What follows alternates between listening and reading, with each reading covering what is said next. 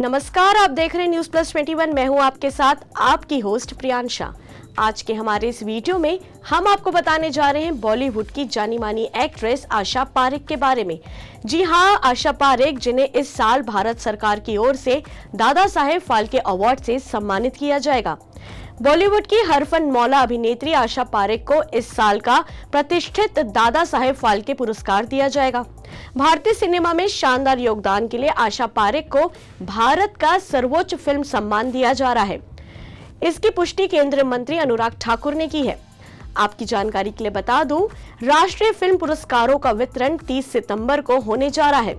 वहीं आज हम आपको बताएंगे आशा पारेख के जीवन से जुड़ी कुछ खास बातें कि कैसे उन्होंने फिल्मी दुनिया में कदम रखा और एक सितारा बनकर चमकी।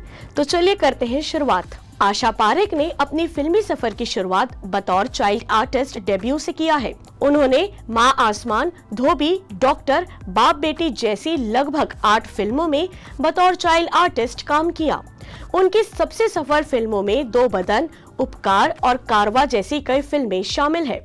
आशा पारेख 1950 से 1973 तक हिंदी फिल्मों में शीर्ष अदाकारा रही है।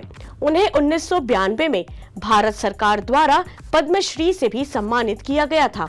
आशा पारेख को आखिरी बार 1999 में फिल्म सर आंखों पर देखा गया था। आशा पारेख की अन्य सफल फिल्मों में दिल दे के देखो, जब प्यार किसी से होता है 1961, फिर वही दिल लाया हूँ 1963, तीसरी मंजिल 1966, बहारों के सपने 1967, प्यार का मौसम आदि फिल्में शामिल है।